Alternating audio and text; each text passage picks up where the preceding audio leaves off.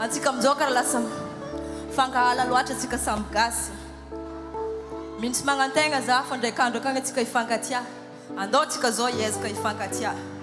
Mbô iaigna amina tany tsisy fagnavakavagna. Na tany fiaviagna zagny na ino, na lokon'oditra. Mintsy magnantegna za fa zao antsika hiezaka hifankatia. Mbô ampandroso an-tanàgna antsika ty. Love mother. Mbola hâte ndraiky zagny za zegny fa. Ou bien quand il y a un truc que j'ai envie de faire et qu'on me dit que je peux pas le faire, là tu réveilles la bête en moi.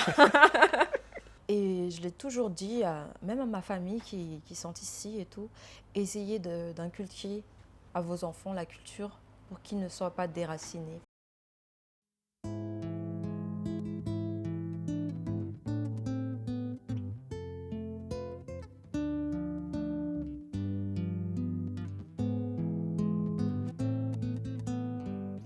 Bonjour à toutes et à tous, bienvenue sur cette chaîne si c'est la première fois pour toi et bienvenue sur cette vidéo. Aujourd'hui on a l'opportunité d'avoir une artiste de Madagascar, chanteuse, rappeuse, multilingue, voilà, elle nous vient de Tamatave et voilà, elle nous fait l'honneur d'arriver ici sur cette chaîne. Et donc Joyce Men, mesdames et messieurs, Joyce Men.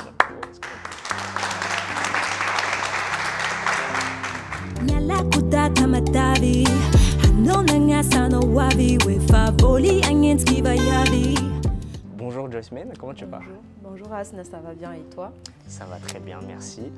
Tout d'abord, je tenais à te féliciter déjà pour la tournée que tu as réalisée ici en Europe.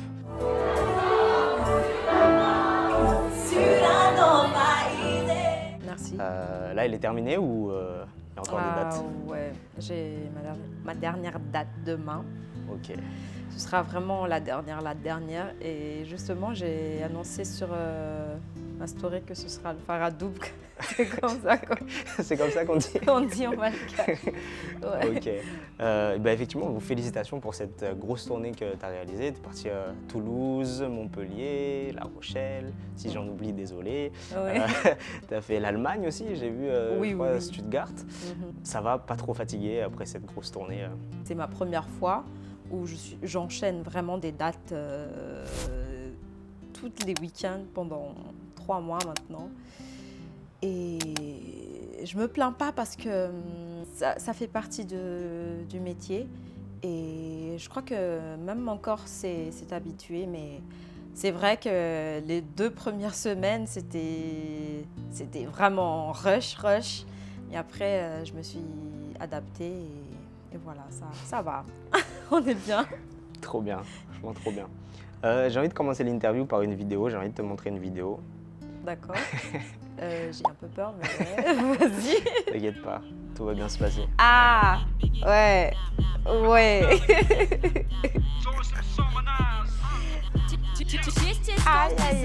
La jeunesse, vraiment. Waouh. Je suis tombé sur cette vidéo du coup en faisant un peu quelques recherches évidemment. Et toi, qu'est-ce que ça te fait de revoir ces images? Ça fait du bien. En fait, quand je regarde en arrière comme ça, on dirait, je l'ai tourné hier, mais il s'est passé tellement de trucs après, tu vois, et ça fait du bien, c'est nostalgique. Et tu sais quoi, c'est toi qui viens de me jouer ça la première fois ici, parce que d'habitude, c'est moi-même qui regarde mes anciens clips. Et ouais, ça rend fier, quoi. Et quel parcours aussi, ouais. Tu te dis, j'imagine que ça te remonte énormément de souvenirs oui. depuis tout ce temps, quoi. On aperçoit Denise dans cette clip, il me semble, si je ne me trompe pas. Oui. Tu as fait cette tournée avec elle aussi, en compagnie de Shine. Est-ce que vous en parlez entre vous de tout le parcours que vous avez pu avoir depuis? Et je le répète, même on est vraiment fiers. Parce que même moi, quand je regarde ces 2 personnes, j'ai grandi avec, ils m'ont carrément vue quand j'avais 14 ans. Et quand on regarde ensemble en arrière, on est fiers, quoi. Et surtout, c'est le fait de n'avoir jamais abandonné. Parce qu'on sait tous, la vie artistique, c'est pas facile. Et c'est partout dans le monde. Mais imagine aussi, à Madagascar, c'est encore une autre histoire. Donc, On est vraiment fiers et reconnaissants aussi. Et voilà. Quand on voit un peu tes débuts à l'époque, donc la vidéo elle date de 2014. Ouais. Comment ça a commencé pour toi la musique? Tu sais quoi, quand j'étais gosse, je vais dire, il y avait ce petit moment à chaque fois à l'école. Bon, je passais mon temps à chanter à la maison. J'avais cette habitude, après le collège, de chanter un peu devant la cour, parce qu'on avait la cour qui était malade. Ouais. Et moi, quand je vois des places libres comme ça, malade et tout, je commence à chanter. Et ça, tout le monde à la maison le sait. Ouais. Et puis après, il y avait l'ami de ma tante qui avait un studio. Il m'avait proposé de passer dans le studio, tu vois. Ça se voit que tu aimes bien chanter, pourquoi tu passerais pas à la maison et tout? Non, au studio, je veux dire. Et il s'avère que, en fait, c'était studio Rosa Records et Shine qui était dans le studio. Il était déjà là à ouais, travailler, il tout gérait, ça. ouais. Déjà à cette époque, Shine, il commençait vraiment à exploser partout à Tamatave. Et donc j'hallucinais, je croyais qu'il montait. Mais quand j'étais au studio, j'étais en mode... Comme j'ai une fan. bugué, ouais. J'ai bugué, j'hallucinais, j'arrivais pas à croire que c'était vraiment lui. Et lui, il m'a proposé qu'il allait, me former dans la musique. Mais ma mère, elle était très stricte à l'époque parce que j'étais une gosse de 14 ans, si tu veux. Elle était vraiment stricte avec moi, genre pas de musique, tu dois bosser. Du coup, à l'école, t'étais comment? Est-ce que quand même, tu pensais déjà à la musique ou t'étais quand même Non, concentré dans les études? C'était toujours là. Ouais. Tu vois, quand il y a les petites fêtes entre familles et que les cousines faisaient ceci, quelques pas de danse et tout, bah moi, je faisais toujours partie de ces filles où on dit « Allez, famille, non, allez, famille !» Ça a commencé depuis là-bas. Et à l'époque, c'était quoi tes inspirations? Qu'est-ce que tu écoutais? Qu'est-ce que tu chantais déjà petite? D'abord, j'écoutais beaucoup ce que mes parents écoutaient, tu vois, les Kalon Faïn, ma mère écoutait aussi beaucoup de Dombolo, Soukous. Et ça mélangeait beaucoup avec ma mère et mon père, parce que j'écoutais un peu de tout. Mais après, quand je commençais à écouter moi-même, mes sons, c'était vraiment les girly girls, les Ciara, Beyoncé, Cassie, tous les meufs qui ont pété dans les années 2000, mais surtout aussi le rap. J'écoutais beaucoup du Foxy Brown. Et après, j'ai découvert Nicki Minaj en 2010. C'est là que mon monde a changé. J'étais en mode, c'est qui cette fille? Ouais. Mais comme tout le monde, je crois, quand on l'a découvert. Ouais, c'était ouais, une explosion ouais. pour tout le monde. Et du coup, tu retrouves un peu tout ça dans ta musique? Parfois, on est la combinaison de nos écoutes, en fait. Et j'essaie toujours de ne pas me fixer sur une personne parce qu'on se laisse beaucoup influencer après. Mais c'est vrai que je le fais sans le faire exprès. Ouais. Ça te colle, en fait. Et ouais, avant, j'écoutais beaucoup le rap. Mais j'étais aussi très hardcore parce que j'écoutais aussi les hommes, Eminem et tout ça. Ouais. Et c'est un peu mélange de tout ça, en fait.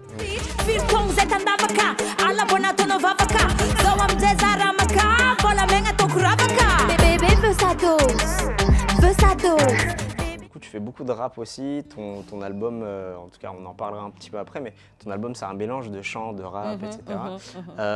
Toi, comment tu décrirais un peu ton style? J'ai le sentiment que c'est un mélange de beaucoup. Ouais, c'est vrai. Comment tu le décrirais, toi? J'avoue, je suis encore en train de me rechercher. Ouais. Mais je commence bien à me définir avec deux titres qui m'ont beaucoup marqué. C'est Alamaco et Dose. Je suis plus dans la musique alternative en ce moment. Okay. C'est vraiment le mélange de rap et la musique traditionnelle de Madagascar. Et c'est vrai que je fais aussi de l'afro-pop, vite fait, on va dire. Après mon expérience ici, en France, j'ai vraiment compris qu'il faut en fait se fixer sur un style pour que les gens ne se perdent pas par rapport à notre vision. Mais c'est vrai qu'il y avait un moment où je mélangeais beaucoup. C'est aussi le fait que j'ai été choriste aussi pendant un moment. Donc j'aime aussi le chant et j'aime le rap. Donc c'est pour ça que j'essaie de toujours mélanger les deux.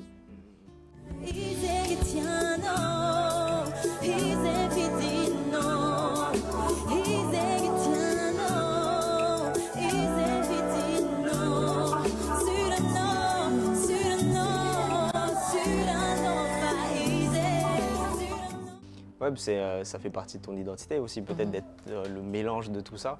C'est vrai. Donc je pense, en tout cas moi de ce que j'ai écouté, moi j'ai beaucoup aimé l'album. Je te le dis, il est sorti je crois en 2024. Oh, oui, Je sais novembre. pas le mois, ouais, novembre 2024.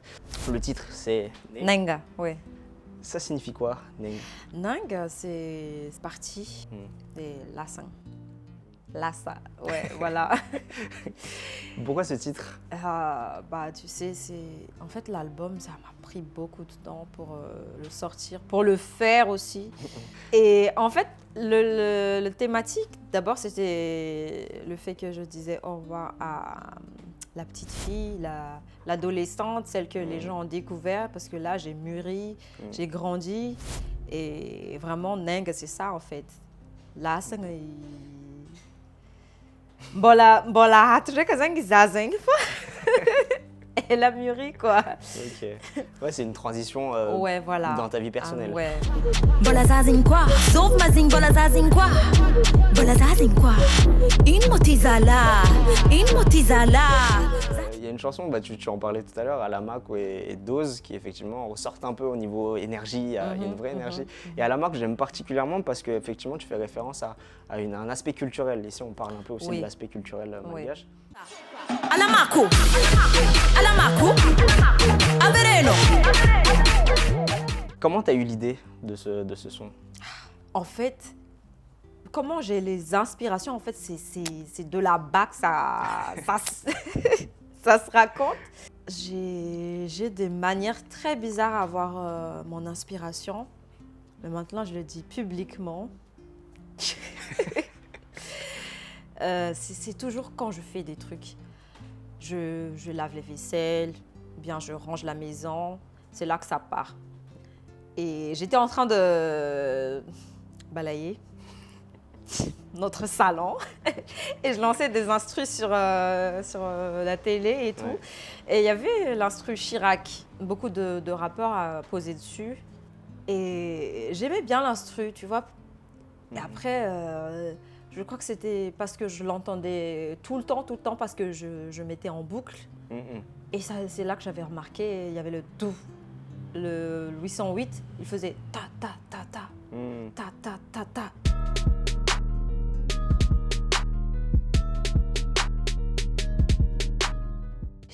Je me suis dit, c'est comme Alamak, quoi. Mais c'est vraiment du Alamak. Vous pouvez écouter l'instru, hein. Vous pouvez taper sur YouTube Chirac instrumental. Mais c'est vraiment ça en fait. Ta ta ta ta. Et c'était là que j'ai dit Alamak, ta ta ta ta. Et voilà. Wow. J'ai écrit le son avec Denise. Et je lui ai dit, il faut absolument que le refrain soit ça. Parce que, ouais, c'est... C'est une belle histoire.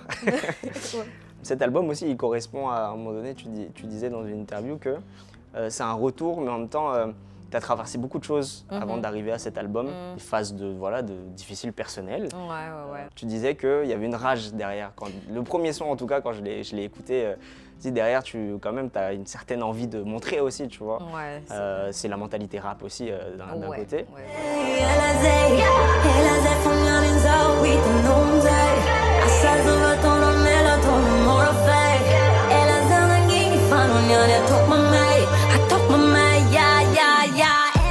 L'idée de cette interview aussi, c'est de te connaître un peu plus. Toi, qu'est-ce qui t'énerve le plus dans la vie? Est-ce qu'il y a un truc que tu te dis, ah ça m'énerve? Quand on me dit que je peux pas le faire. Ah. Je sais pas si toi c'est comment, mais Ouais. moi quand on me propose un truc, ou bien quand il y a un truc que j'ai envie de faire, Et quand on me dit que je peux pas le faire, là, tu réveilles la bête en moi. Et là, ça me booste encore plus pour te montrer que je vais le faire, en fait. Ouais. Et en plus aussi, moi, je suis quelqu'un qui est très déterminé aussi. J'ai la soif, j'ai la dalle, quoi. Ça n'a jamais changé, en fait. J'ai toujours la dalle. Des fois aussi, tu vois, la situation chez nous, ça nous donne aussi la dalle, tu vois. T'as envie de changer quelque chose, t'as envie de faire quelque chose, t'as envie de montrer aux jeunes qu'on peut le faire. Parce qu'il y a certaines personnes chez nous qui y croient plus, tu vois, et qui ne se permettent pas de rêver grand, juste parce qu'on est là-bas et que la situation, elle est ce qu'elle est. Ouais, la musique permet aussi de redonner un peu d'espoir, Oui, j'imagine. Et du coup, qu'est-ce qui t'apaise? c'est la musique. Ouais. Ouais. C'est vraiment ça, en fait. Et il y a pas longtemps, j'ai lu ça. Ouais, je crois que c'est Bob Marley qui l'a dit. Quand tu es en colère et que tu écoutes de la musique, tu oublies tout, en fait. Ça te calme. Et c'est vrai. Il y a des moments quand je suis vraiment down ou bien que je suis en colère, je suis triste, c'est vraiment la musique.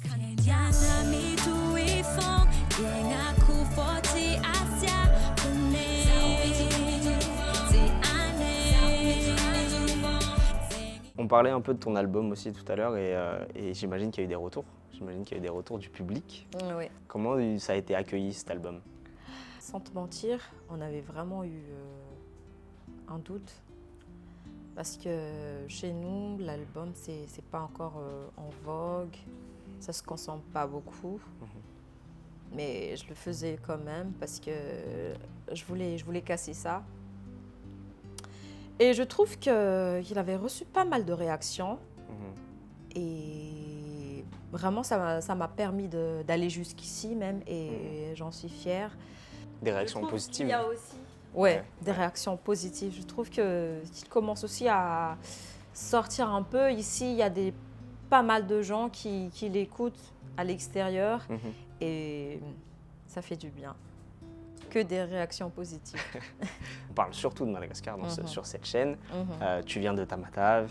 Tu as fait un son avec Big MG. Ouais, le Tamatave. titre, c'est Tamatave. On va parler un peu de Tamatave parce que c'est de là où tu viens. L'album, je crois, en plus, il a été construit totalement par des gens aussi de Tamatave. Ouais, c'est vrai. Est-ce que tu peux nous présenter un peu Tamatave, comment c'est, pour ceux qui ne connaissent pas du tout? Est-ce que tu arriverais à décrire un petit peu, toi? Donc, Tamatave, déjà, c'est... je suis un peu nostalgique aussi parce que ça fait des mois que j'ai quitté le pays. Mais Tamatave, si tu veux, c'est vraiment une province où il y a plein de gens créatifs, il y a plein de talents. Et même dans le cinéma, dans la danse, la musique et dans l'art. Mais je trouve que c'est partout en fait à Madagascar. C'est comme dans d'autres endroits à Madagascar. Et juste ces derniers temps, je trouve les jeunes, vu la situation, on se perd un peu, on fait n'importe quoi par rapport à l'insécurité. Mais j'espère vraiment que ça va changer. Parce qu'il y a pas mal de trucs qui se passent à Tamatave, mais ça reste Tamatave. Et il y a ses bons et ses mauvais côtés. Mais vraiment, il y a plein d'opportunités en fait. Et c'est beau, et il y a aussi, ça bouge un peu. Mais surtout, côté ambiance, on sait s'ambiancer, vu qu'on a aussi ce côté où on admire l'art en général. Donc, c'est ça. Quel est pour toi le souvenir le plus lointain, soit de l'enfance ou autre, que tu as de Tamatave? Je me souviens, il y avait... Je sais, c'est un peu... C'est un peu débile, mais je raconte quand même. Je me souviens quand j'étais petite, il m'arrivait d'aller marcher très loin, aller dans d'autres quartiers. Je ne sais même pas ce qui m'avait pris. Enfin, je sais, mais je ne vais pas dire. Mais vraiment, tu vois, pour aller voir des potes et tout, mais c'est super loin. Et quand je repense à ça en ce moment, je me dis, ah, putain, j'ai fait tout ça. Tu vois, c'est vraiment comme, je ne sais pas si tu connais un peu bien Tana. Un petit peu. C'est comme aller de 67 à Nalamaïs à pied. Ah ouais, tu vois, ouais. des trucs comme ça, tu vas, quoi. Vraiment des souvenirs comme ça. Quand j'étais gosse, même ma mère, elle en avait marre de moi, mais je sortais beaucoup. J'allais dans d'autres quartiers pour jouer avec les potes et tout. Ouais. C'est ça. Tu avais beaucoup d'énergie déjà à dépenser. Et surtout la mer. Ouais. La mer, tous les dimanches, c'est go la plage. Ouais. Waouh. Est-ce que justement tu as des endroits à recommander là-bas à Tamatave? Oui, hein. On m'a dit que c'était les meilleures soupes étaient à Tamatave. Les soupes de Tamatave, elles sont connues. C'est vrai. On a les meilleures soupes, glace aussi, il y a Abdalawad, je ne sais pas si tu as déjà entendu. Non, jamais. Et comme je t'ai dit, pour l'ambiance, il y a pas mal de gens là-bas qui organisent des fêtes et tout, mais je te jure, l'ambiance, c'est toujours au rendez-vous. Et les gens aussi, ils accueillent bien, tu vois, tu te sens tout de suite chez toi, quoi. Ouais, les gens sont accueillants aussi, voilà. etc. Trop bien. C'est quoi l'expression de Tamatave, l'expression qu'on dit tout le temps à Tamatave? Est-ce qu'il y a une expression C'est un truc que moi typique. je dis tout le temps, c'est « Oh l'été !» C'est vrai, Je je l'ai dis ça entendu tout tout à le l'heure. temps. Quoi? Je l'ai entendu, tu l'as dit Ah, tout à l'heure. Il y avait un truc que j'ai pris à Yardland, j'ai vu, je sais pas quel artiste, Lato, la rappeuse. Mais même moi, je m'entends dans la vidéo en train de dire « Oh l'été !» Et bon, je dis aussi souvent « Degen ». Ça veut dire quoi? Degen, c'est... Ouais, et on m'a déjà demandé ça. Et j'espère pouvoir t'expliquer ça encore une fois. Degen, c'est comme l'expression Atana, en fait. C'est Degen. Ouais, c'est hard. Je ne sais pas si ça se traduit comme ça. Je sais pas si C'est hard. Là, ça fait quelques mois déjà que tu es en Europe. Ouais. Est-ce que tu as fait l'Allemagne, France et tout ça? Mhm. Tu as vu la diaspora finalement. Oui. Tu en as un peu parlé tout à l'heure où ça t'a permis, toi, au niveau artistique, de te recentrer un peu, d'imaginer un peu. À part ça, tu en tires quoi de ce passage ici en Europe, soit au niveau artistique, même personnel? Ça m'a beaucoup ouvert les yeux. Surtout par rapport à, tu vois, on vient pas de chez nous ici, on voyage dans le pays de quelqu'un d'autre et c'est pas facile. Tu te sens pas chez toi, alors qu'en même temps tu veux t'intégrer et c'est vraiment, tu as tout le temps cette nostalgie du pays. Mais en vrai, j'aime bien, hein. C'est beau et il y a beaucoup d'opportunités aussi. Et ça m'a beaucoup donné d'inspiration par rapport aux jeunes Malagasy qui habitent ici ou qui vivent ici. Ça m'a beaucoup donné de leçons, si je peux dire ça comme ça. Ouais, ça t'a permis de prendre du recul un peu. Oui, voilà. Sur tout ça. Comme tu dis, on a beaucoup ce côté où on pense souvent à Madagascar et on a un peu, parfois en tout cas moi qui ai grandi en France mais qui suis né là-bas à Madagascar, on pense souvent à Madagascar, soit culturellement, culturellement, la manière de s'intégrer, la manière de discuter avec même des Français, etc. Toi, est-ce que tu as pu discuter un peu avec certains des Malgaches ici et qu'est-ce que ça t'a emmené personnellement, en tout cas en termes de vision des Malgaches ici en France?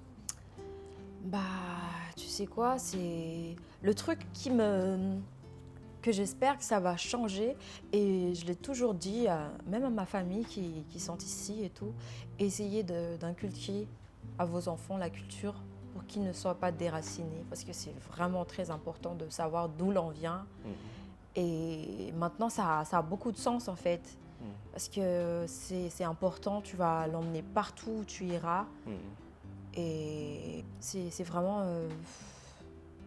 ramener et toujours faire vivre la culture en nous, même si on n'est pas chez soi. Très beau message. Merci. J'allais dire un message. Est-ce que tu as un message à passer pour la fin de cette interview, parce qu'on arrive à la fin de cette interview. Est-ce que tu as un message à passer? Déjà, je crois que j'ai un peu déjà donné le message sans le vouloir. N'oubliez jamais d'où l'on vient et essayez toujours de faire vivre l'amour du pays. Parce que oui, on a besoin de vous, même si vous n'êtes pas présent dans le pays, mais vous faites quand même partie de nous. On est ensemble. Et voilà, et merci beaucoup Namana Studio. Merci à tout le monde qui regarde. Et voilà.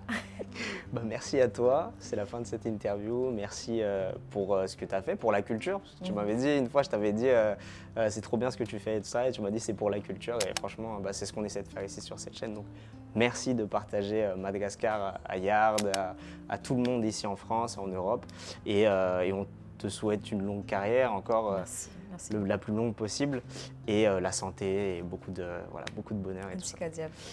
Merci beaucoup, et on se retrouve pour une prochaine vidéo. À la prochaine.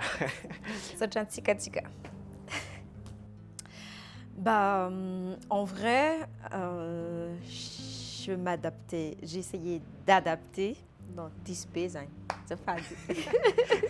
Tu m'as dit, non?